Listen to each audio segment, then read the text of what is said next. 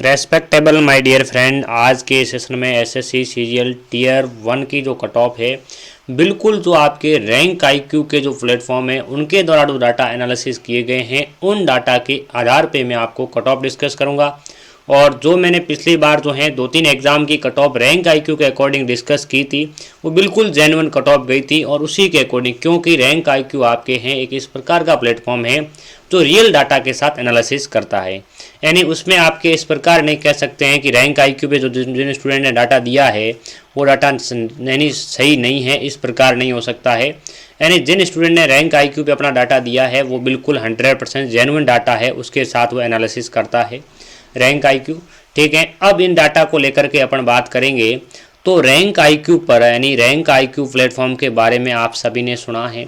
इन पे जितने भी स्टूडेंट हैं, आप सीजीएल टीए की तैयारी कर रहे हैं, तो जिन्होंने टीयर 1 एग्ज़ाम दिया था तो अपनी जो है जो आपके आंसर सीट है, इन आंसर की क्यों रैंक आईक्यू पे जल्दी अपलोड कर लें। ठीक है, इससे आपकी रैंक आपकी बिल्कुल आपकी जेन्युइन रैंक है वो रैंक मिल जाएगी। और अभी तक जिन स्टूडेंट ने जो रैंक आईक्यू पे अपनी की अपलोड की है उनके अकॉर्डिंग मैं कह रहा हूँ, यानी जिस प्रकार क्या आपकी कट ऑफ रह सकती है। बाकी आप यूट्यूब पे सभी कह रहे हैं कि कट ऑफ है 80+ जाएगी, ऐसा कुछ भी नहीं है, क्योंकि पिछली बार जो आपके वैकेंसी थी उसकी तुलना वैकेंसी थोड़ी ज़्यादा है, थोड़ी क्या काफ़ी ज़्यादा समझो।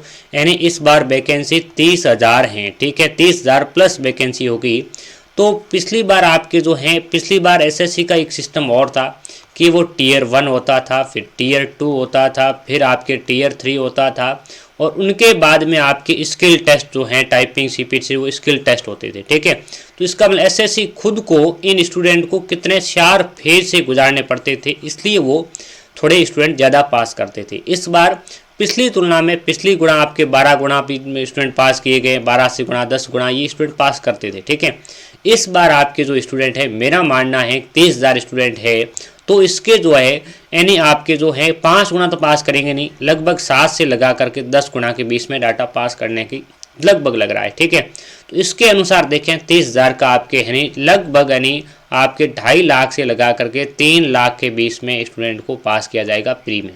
ठीक है, ये बिल्कुल जेन्युइन है कि इतने स्टूडेंट को पास किया जाएगा, इतने स्टेप हट गए हैं इसलिए। ठीक है, अब देखो जो आपके रैंक आईक्यू पे आपकी रैंक आ रही है, उस रैंक से आप समझ सकते हो कि मैं इस कैटेगरी में सेफ हूँ कि नहीं।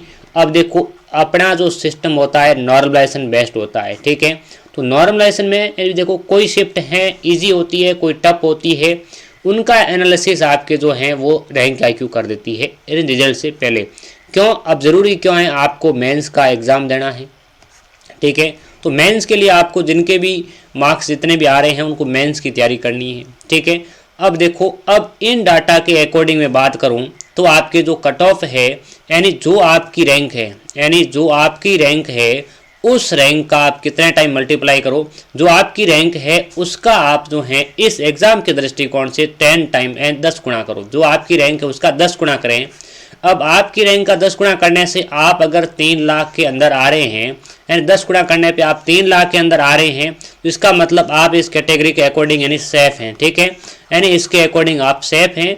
अब देखो 3 लाख के अकॉर्डिंग देखें तो मेरा मानना है कि आपके जो यूआर कैटेगरी, इस कैटेगरी के अकॉर्डिंग जो आपके वो तो आपके फाइनल मार्क पे डिसाइड होगा, बाकी मेरे अकॉर्डिंग जो यूआर कैटेगरी कट ऑफ है वो 110 से लगा करके 115 के बीच रहेगी, ये कन्फर्म है। ठीक है, और ओबीसी के अनुसार जो देखें तो इनसे कम रहेगी, यानी 100 से लगा करके 110 के बीच में इनके बीच ओबीसी से कम एससी की आपके 90 से 100 के बीच में, और एसटी की आपके 80 से लगा करके 90 के बीच में। इस प्रकार ये जो डाटा है ये, और बाकी इस कैटेगरी ये मैं नहीं कर रहा हूँ, मैं बोर्ड में बैठा हूँ, मैं कह रहा हूँ वो 100% सही है, सही डाटा बताएगा। एक तो आपका रिजल्ट आएगा वो, और रिजल्ट से पहले आपको जो है यानी आपको अंदाज़ा यानी लगभग आपको 75% तक ये जो आपके अंदाज़ा लगा सकते हैं आप कि हम इसके अनुसार तैयारी करें कि नहीं, वो आपके रैंक आईक्यू पे आपको क्लियर पता चल जाएगा। ठीक है, रैंक आईक्यू के अकॉर्डिंग आपकी क्या रैंक है और आपके कितने मार्क्स आ रहे हैं,